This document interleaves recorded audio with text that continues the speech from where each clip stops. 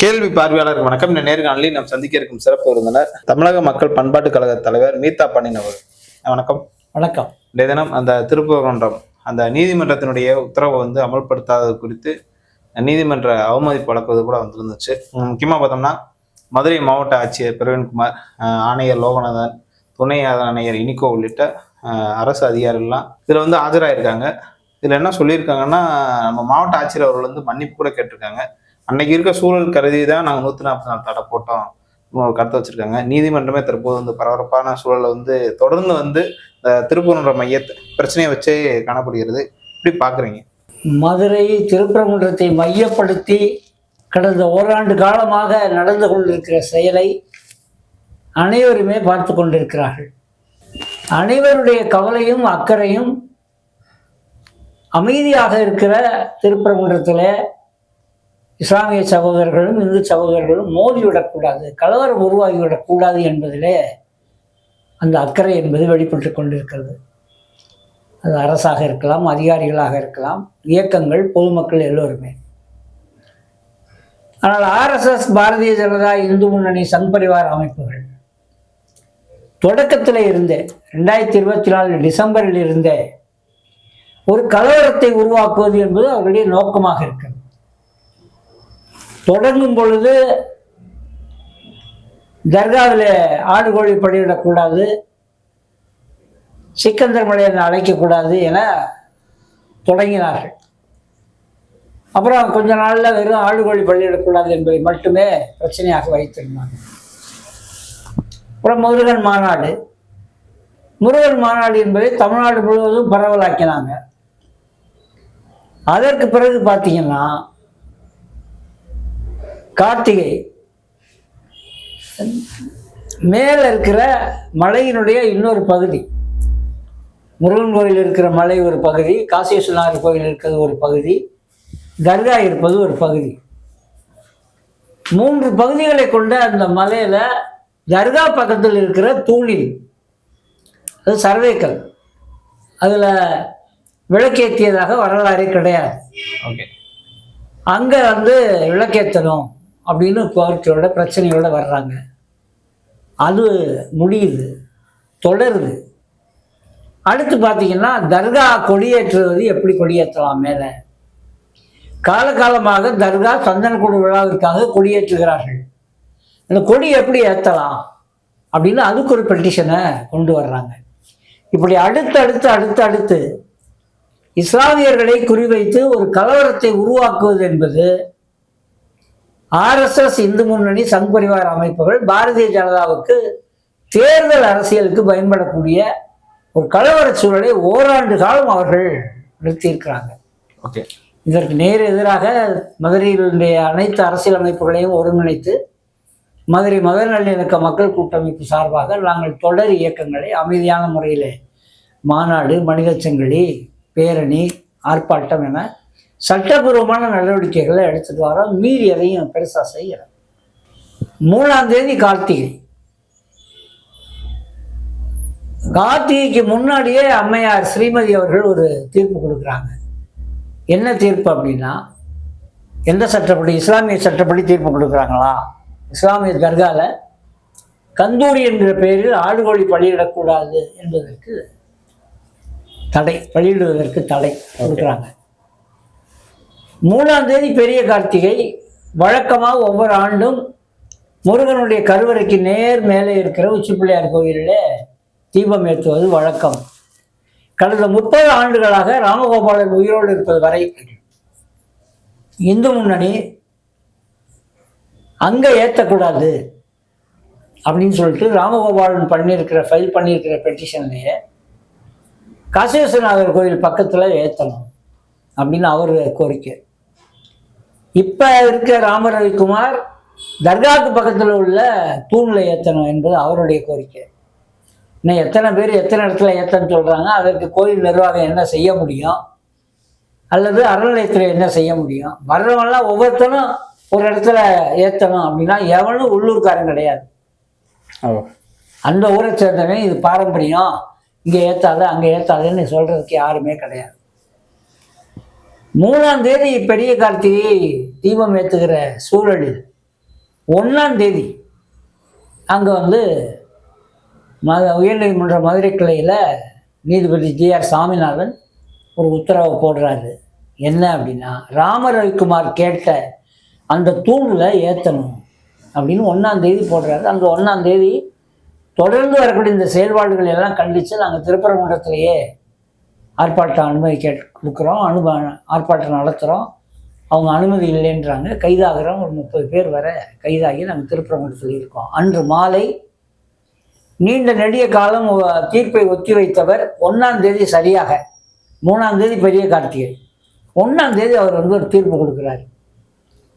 3ஆம் தேதி வழக்கம் போல இந்த தீர்ப்பை அமலாக்குவதா பழைய தீர்ப்பை அமலாக்குவதா அப்படின்னு வரும்பொழுது கோயில் நிர்வாகம் பழைய தீர்ப்பையே அவங்க அமலாக்குறாங்க. ஏற்கனவே இருக்க தீர்ப்பு என்பது கருவறைக்கு மேலே இருக்கிற உச்சி பிள்ளையார் கோயில்கிட்ட விளக்கேற்றுவது.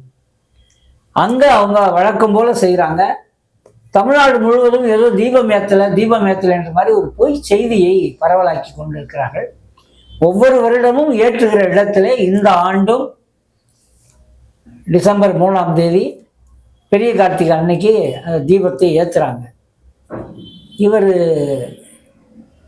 நீதிமன்றத்தில் உட்காந்துட்டு ராமரவிக்குமார் அந்த 6 மணிக்கு முன்னாடியே வந்து இவங்க ஏற்ற மாட்டேன்றாங்க, ஏற்பாடு செய்ய மாட்டேன்றாங்கன்னு வழக்கு விசாரணைக்கு எடுக்கிறாங்க.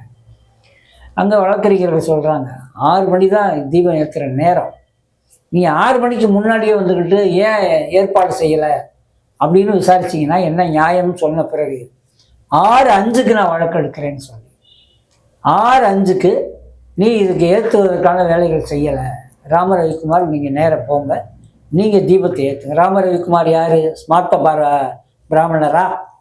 அவர் எழுமலை சூத்திரனை நீ போய் விளக்கேற்று, உனக்கு பாதுகாப்பா? ஏற்கனவே உயர்நீதிமன்றத்தில் தமிழ் வழக்குக்காக போராட்டம் நடத்தின அந்த காலகட்டத்தில் சென்னை உயர்நீதிமன்றத்திலும் மதுரை கிளையிலும் வடநாட்டு இண்டஸ்ட்ரியல் ஃபோர்ஸ் தொழில் பாதுகாப்பு படையை கொண்டு வந்து அங்கே உட்கார வச்சிருக்கிறாங்க. அந்த படையை கூப்பிட்டு ஏதோ இவர் வீட்டு காவலாளிக்க மாதிரி கூப்பிட்டு நீங்கள் திருப்பரங்குன்றத்துக்கு போங்க, இவர் விளக்கத்தன்னு இவருக்கு துணையாக போங்க அப்படின்னு அறிவிக்கிறாரு. இது பெரியார் சொன்னது மாதிரி இது நீதிமன்றமா இல்லை உச்சக்குடிமை மன்றமா? நீ எப்படி இப்படி ஒத்தாலாம் நீங்கள் அறிவிக்கலாம்? சிங்கிள் மேலே நீங்கள் அறிவிக்கிறீங்க. அப்புறம் கூட அரசாங்க அதிகாரிகளை தான் HRNCயையும் கோயில் நிர்வாகத்தையும் நீங்கள் ஃபோர்ஸ் பண்ணலாமே ஒழிய வழக்கு போட்டவரையே போய் நீ வந்து தீபம் ஏற்று அவருக்கு பாதுகாப்பா உயர்நீதிமன்ற தொழில் பாதுகாப்பு படை கூட போ அப்படின்னு சொன்னான்.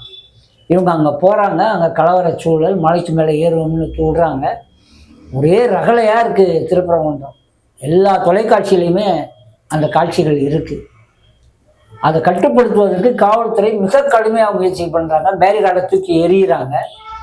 மழையில் அத்துமீறி போகிறாங்க, ஓடுறாங்க.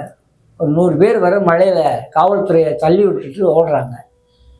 இந்த சூழலில் அதை கட்டுப்படுத்துவது என்பதன் அடிப்படையில் மாவட்ட ஆட்சியர் 144 தடை உத்தரவு பிரிவிக்கிறார். இவர் ராமரவிக்குமார் வர்றார் படையோட. நாங்கள் மேலே போகணும், விளக்கேற்றணும், 144 தடை உத்தரவு போட்டிருக்கு, நீங்கள் போயிட்டு வாங்க அப்படின்னு திரும்ப அனுப்பிச்சிட்டாங்க. இதை கேள்விப்பட்டோன்னா மறுநாளும் என்ன செய்கிறாரு நீதிபதி ஜி.ஆர். சாமிநாதன், இதை நீங்கள் அமலாக்க வேண்டும், என்னுடைய உத்தரவே சாசனம் என்பது போல பாகுபலியில் சொல்றது மாதிரி உத்தரவு அமலாக்கிட்டு அமலாக்குனதற்கான அறிக்கையை எனக்கு சமர்ப்பிக்கணும் அப்படின்னு காவல்துறை அதிகாரிக்கும் மாவட்ட ஆட்சியருக்கும் ஜி.ஆர். சாமிநாதன் சொல்கிறார். ஓகே, மறுநாளும் சொல்லிட்டாங்க, இருக்க சூழல் வந்து சட்ட ஒழுங்கு சூழல் சரியில்லை, உங்களுக்கு கடந்த 30 ஆண்டுகளில் இந்த கோரிக்கையை எழுப்பிய பொழுது அதற்கு ஆதரவு கிடையாது, பொதுமக்களிடம் திருப்பரங்குன்ற மக்களிடம் ஆதரவு கிடையாது.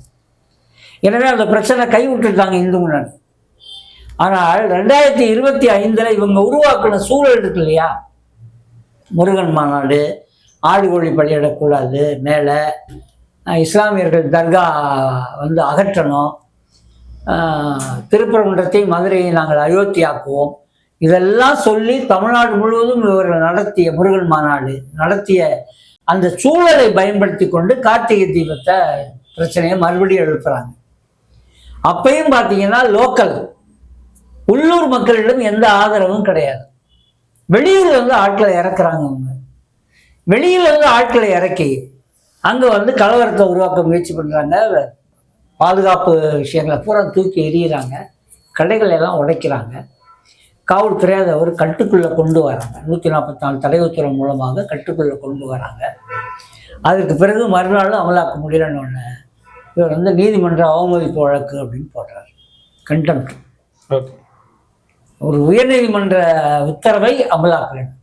உயர்நீதிமன்ற உத்தரவு என்பது எந்த சட்டத்தின்படி இருந்தது என்பதை விளக்குவதற்கு ஜி.ஆர். சாமிநாதன் தயாராக.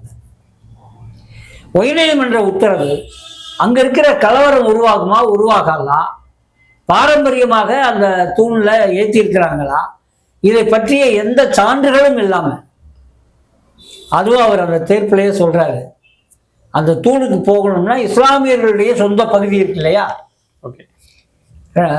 1923 ராமையர் கொடுத்த தீர்ப்பின்படி இஸ்லாமியர்கள் பகுதி, கொடிமரம் இருக்கிற பகுதி, நெல்லித்தோப்பு, தர்கா இடம், அந்த இடம் அவங்களுக்கு, அது தவிர மித்த இடம் கோயில் நிர்வாகத்துக்கு.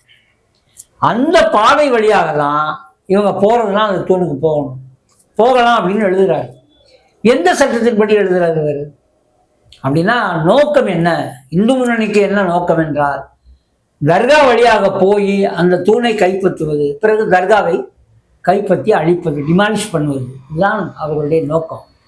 இந்து முன்னணிக்கு அது நோக்கமாக இருக்கலாம், உயர்நீதிமன்ற நீதிபதிக்கு அதுவே நோக்கமாக இருக்குமே, ஆனால் இருவருக்கும் வித்தியாசம் இல்லைன்னு அர்த்தம்.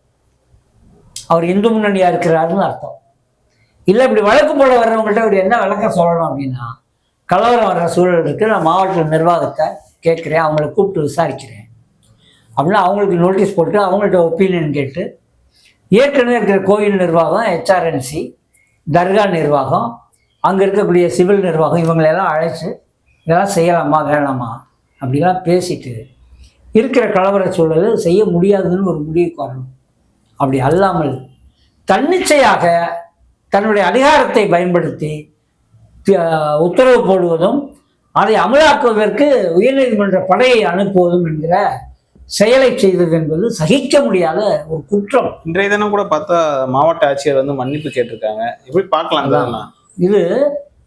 உச்ச நீதிமன்றம் என்ன கேட்குறாங்கன்னா, உயர்நீதிமன்ற முடிவை அமலாக்கலை, ஏன் அமலாக்கலை? அது ஒரு நார்மலாக பார்த்தீங்கன்னு சொன்னால் ஒரு கோர்ட் ஆர்டரை ஏன் அமலாக்கலை அப்படின்றது பொதுவாக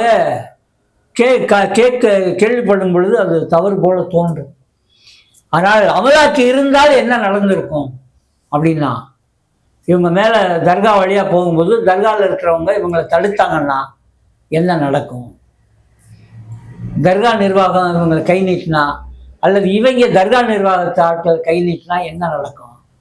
மழையிலிருந்து கீழே வர ரத்தம் ஓட வேண்டிய நிலைமை வந்திருக்கும். இதை உண்மையிலேயே மாவட்ட ஆட்சியரும் மதுரை மாநகர காவல் ஆணையரும் அவர்கள் இருவருக்கும் வழிகாட்டிய தமிழ்நாடு அரசும் மிகச் சரியான ஒரு காரியத்தை செய்திருக்கிறார்கள். அந்த 1ஆம் தேதியும் 2ஆம் தேதியும் அவங்க முழு கட்டுப்பாட்டில் திருப்பரங்குன்றத்தை கொண்டு வந்தது என்பது, அங்கு கலவரம் உருவாகாமல், மோதல் உருவாகாமல், ரத்தம் சிந்தாமல் பாதுகாத்திருக்கிறார்கள்.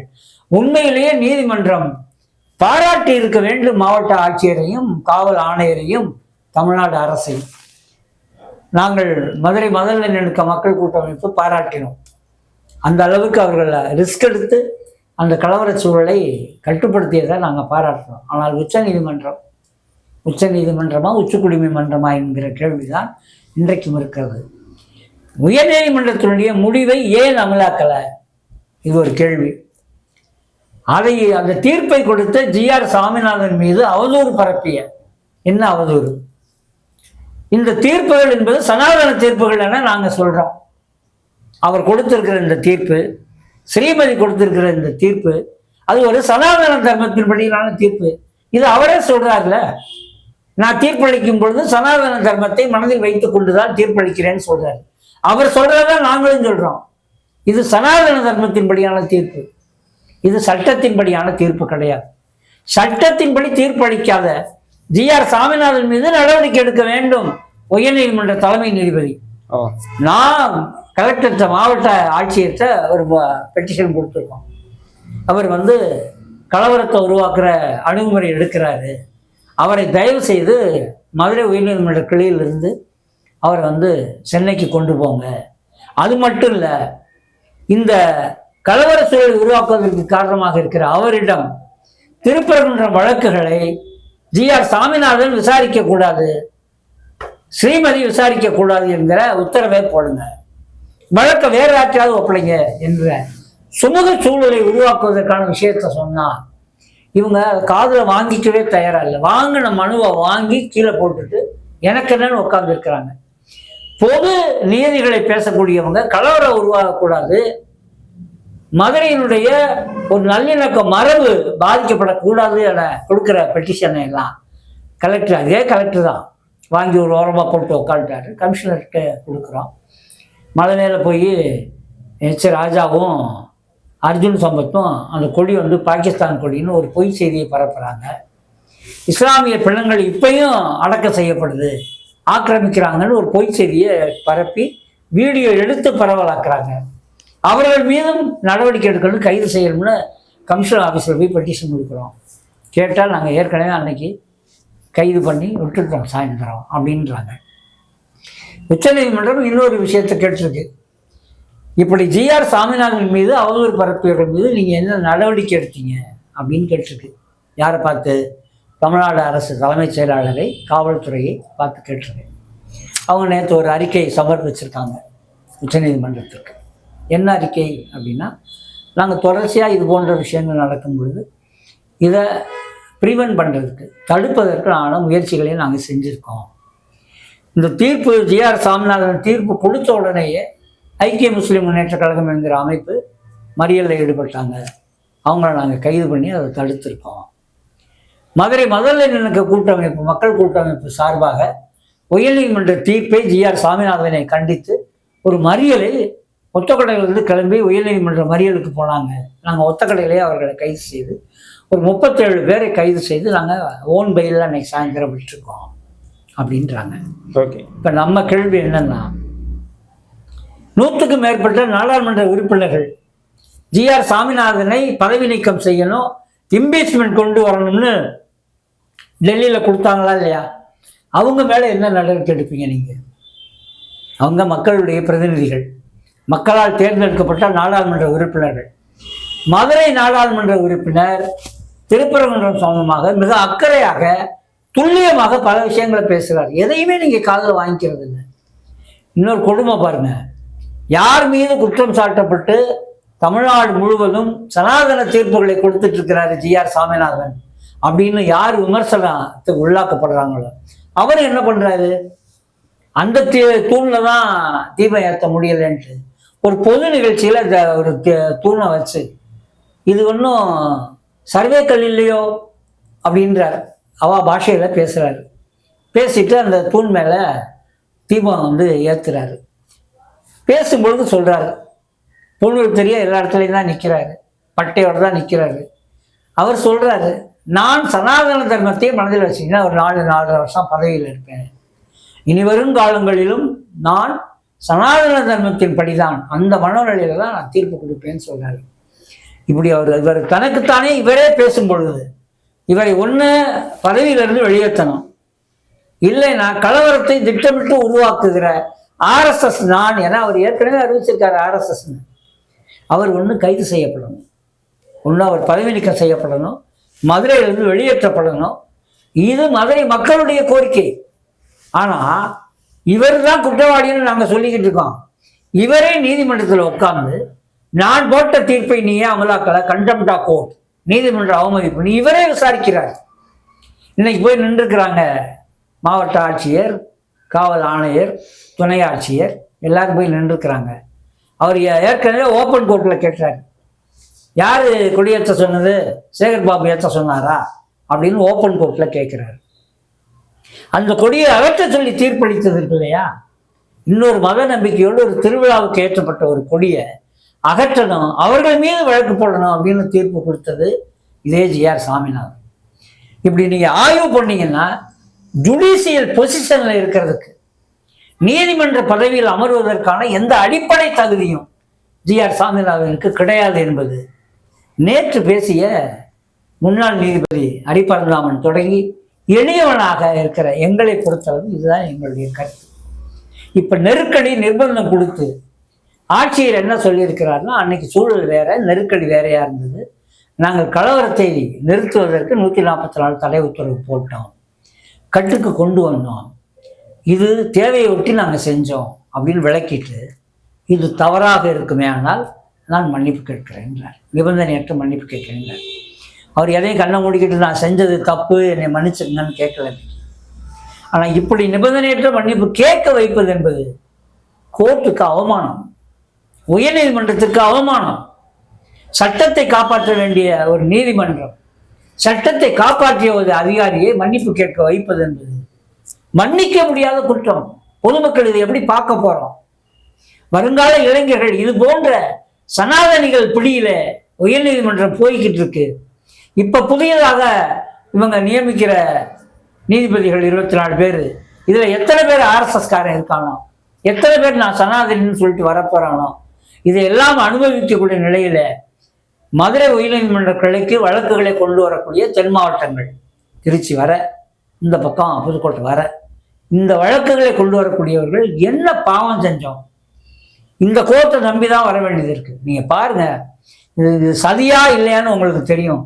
ஏற்கனவே ஒரு வழக்கை திருநெல்வேலியிலிருந்து போட்ட ஒருத்தர், அவர் வழக்கை எங்க கொண்டு வரணும்னா மதுரைக்கு கொண்டு வரணும். அப்ப இவர் பொசிஷன்ல சென்னையில் இருக்கிறார். வழக்கை இவர் பெஞ்சுக்கு கொண்டு போறாங்க, இவர் தீர்ப்பு கொடுக்கிறார். இப்ப பாருங்க, உதயநிதி அவர்கள் தாமியர் நடத்தின சனாதன எதிர்ப்பு மாநாட்டில் பேசுனதுக்காக வழக்க இருக்கிற முறை கொந்தளிச்சான், வழக்கெல்லாம் போட்டான். இவங்க இங்க இருந்து அவங்க செய்யாத, இவங்க பேசாத ஒரு செய்தியை பேசியதாக அவன் ஒரு செய்தி கொண்டு போனான். இவங்க வழக்கு போட்டாங்க, தமிழ்நாடு அரசு வழக்கு போட்டாங்க. அந்த வழக்கை குவாஷ் பண்றதுக்காக, அந்த வழக்கை இல்லாமல் செய்வதற்கு,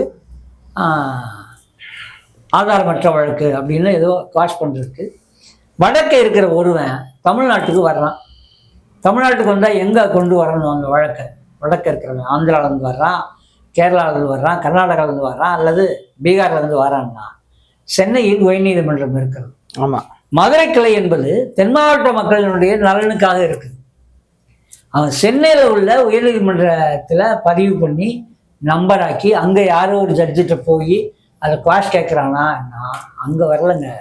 அவன் நேர சென்னையை தாண்டி திருச்சியை தாண்டி மதுரைக்கு வரான். மதுரைக்கு வந்து கரெக்டாக அவர் இருக்கிற பெஞ்சில் போடுறான். அம்மையார் கொடுக்குறாங்க, உதயநிதி எப்படி இப்படி பேசலாம், உதயநிதி சனாதனத்துக்கு எதிராக பேசுனது தப்பு, வன்மையாக கண்டிக்கிறோம்னு உயர்நீதிமன்றம் கண்டிக்குது. உடனே பிஜேபி தலைவர்கள் வந்து எல்லாருமே பார்த்தீங்கன்னா உயர்நீதிமன்றம் கண்டித்த துணை முதல்வர் பதவி விலக வேண்டும் அப்படின்னு அரசியல் பண்றாங்க. அனைத்தும் அரசியலுக்காக, அனைத்தும் 2026 நடைபெற இருக்கிற தேர்தலுக்காக நடந்துட்டு இருக்கு. இதுல ஒரு தன்னுடைய கடமையை செய்து கலவரத்தை தடுத்து உயிர் பலி ஆகாமல் பாதுகாத்த மாவட்ட ஆட்சியரை நாங்கள் மனமாற பாராட்டுகிறோம். ஆனால் உயர்நீதிமன்றம் ஜிஆர்எஸ் உட்கார்ந்துக்கிட்டு நேரம் அவரே விசாரிக்கிறாரு. நீங்கள் என்ன செஞ்சீங்க, ஏன் செஞ்சீங்க, ஏன் என் தீர்ப்பை அமலாக்கலை? இது கட்ட பஞ்சாயத்தை விட கேவலமாக இருக்கு. அக்ரகார திண்ணையில் உட்காந்துக்கிட்டு, ஏண்டா அம்பி எங்கடா வந்த, நான் சொன்னதெல்லாம் செஞ்சியோ, ஏன் செய்யாமல் இருந்த அப்படின்னு அக்ரகாரத்து ஐயர் பேசுவாரோ இல்லையோ, அது மாதிரி இவர் உயர்நீதிமன்ற பொசிஷனில் உட்காந்துட்டு மாவட்ட ஆட்சியரை, காவல்துறை அதிகாரிகளை இவர் வந்து கேள்வி கேட்கிறார். இவரே கேள்வி கேட்கிறார். இந்த வழக்கை வேற யாராவது விசாரிச்சா பரவாயில்ல, ஓகே, கண்டெம்ட் ஆஃப் கோர்ட் அப்படின்னா இவருடைய தீர்ப்பை அமலாக்காமல் நீதிமன்றத்தை அவமதித்ததை இவரே விசாரிக்கிறாரு, இவரே அவங்களுக்கு தண்டனை கொடுக்கறது முயற்சிக்கிறாங்க. அவங்க ஏன் செஞ்சோன்றதுக்கான விளக்கங்களை தெளிவா முன் வச்சிருக்கிறாங்க. அது பூராமே உண்மை, 100% உண்மை. அப்படியே இருந்தாலும் அது தவறாக இருக்குமே. ஆனால் இந்த நிபந்தனையற்ற மன்னிப்பு கேட்குறோம், இந்த வழக்கை முடிச்சு வைங்க அப்படின்னு மாவட்ட ஆட்சியர் கேட்குறாரு, காவல்துறை அதிகாரிகள் கேட்குறாங்க. ஒவ்வொரு அதிகாரிகளும் இந்த வழக்கை முடிச்சு வைங்கன்னு கேட்குறாங்க. இந்த வழக்கை முடிப்பாரா, இன்னும் நீட்டிப்பாரா என்பது இனிமேல் தான் தெரியும் நீதிமன்றத்தை பொறுத்தவரை. ஆக நீதிமன்றங்கள் என்பது பெரியார் சொன்ன பொழுது இந்த ஆள் பாப்பானை திட்டிக்கிட்டே இருப்பார், இந்த ஆள் சொல்கிறாருன்னு நிறைய பேர் நினச்சிட்டு இருந்தான். உயர்நீதிமன்றம் தொடங்கி உச்சநீதிமன்றம் வரை பார்ப்பன அக்ரஹார கருத்தியலை, சனாதன கருத்தியலை அமலாக்கக்கூடிய இடமாக மாறி இருக்கிறது. அயோத்தி மசூதி இடிப்பு அந்த இடத்தை ஒப்படைத்த தீர்ப்பாக இருந்தாலும் சரி, அல்லது இன்னைக்கு சவுத்தில் தமிழ்நாட்டினுடைய தென்பகுதியில் கன்னியாகுமரி மாவட்டத்திலையும், திண்டுக்கல் மாவட்டத்திலையும், திருப்பரங்குன்றத்திலையும் இது சம்பந்தமான தீர்ப்புகளை கொடுக்கக்கூடிய, இல்லை சாப்பிட்ட எச்சலையில் உருளலாம் அப்படின்னு தீர்ப்பு கொடுக்கிற இவர்களாக இருந்தாலும் சரி, உச்சக்குடிமை மன்றமாக மாற்றிக்கொண்டிருக்கிறார்கள், சனாதன மன்றமாக மாற்றிக்கொண்டிருக்கிறார்கள். உயர்நீதிமன்றம் என்பது ஒரு கண்ணியமான அரசியல் சட்டத்தின் அடிப்படையில் விசாரித்து அரசியல் சட்டத்தின் அடிப்படையில் தீர்ப்பளிக்க வேண்டிய இந்த உயர்நீதிமன்றத்திலே நான் சனாதன தர்மத்தின்படி தீர்ப்பளிக்கிறேன் என்று சொல்லுகிற அவல நிலை என்பதை நாம் சந்தித்துக் கொண்டிருக்கிறோம். இது கடமை ஆற்றப் போகிற அதிகாரிகள் நாளைக்கு என்ன செய்வாங்க? ஏற்கனவே எங்களுடைய ஜனநாயக மக்கள் மதுரையினுடைய மத நல்லிணக்க மரபை பாதுகாப்பதற்கு நாங்கள் முயற்சிக்கும் பொழுதெல்லாம் காவல்துறை அவ்வளவு எளிதாக எங்களுக்கு அனுமதி கொடுப்பது கிடையாது. கூட 1000 பேர் திரட்டி தகராறு கலவரம் பண்ணுகிற இந்து முன்னணி போல நாங்கள் பண்ணுறது கிடையாது. எங்களுக்கு அனுமதி கூட கொடுக்க மாட்டாங்க. இனி காவல்துறை அதிகாரிகளும் மாவட்ட ஆட்சியர்களும் எப்படி நடந்துக்க போகிறாங்க? நம்ம அனுமதிச்சோம்னா கோர்ட்டு திட்டுமோ, நம்ம முறையாக சில விஷயங்களை ஒத்துக்கிட்டோம்னா நீதிமன்றம் அவமதிப்புன்னு சொல்லிடுவாங்களோ என்கிற அச்சத்தில் தள்ளிவிட்டிருக்கிறது இந்த தீர்ப்புகள் என்பது, ஜிஆர்எஸ்னுடைய இந்த அணுகுமுறை என்பது. மீண்டும் சொல்லுகிறோம், உயர்நீதிமன்ற தலைமை நீதிபதி அவர்களே, மதுரை கிளையிலிருந்து ஜிஆர் சாமிநாதனையும் ஸ்ரீமதி அவர்களையும் அப்புறப்படுத்தி சென்னை நீதிமன்றத்திற்கு கொண்டு போங்க. இல்லை இங்கே தான் அவர் இருப்பார் அப்படின்னு நீங்கள் சொல்லுவீங்களே, ஆனால் நாங்கள் அவரை நிர்பந்திக்கிறதுக்காக நாங்கள் செய்யலை. இது அரசியல் அல்ல, அவங்க செய்கிறது அரசியல். நாங்கள் கேட்பது நியாய தர்மம்.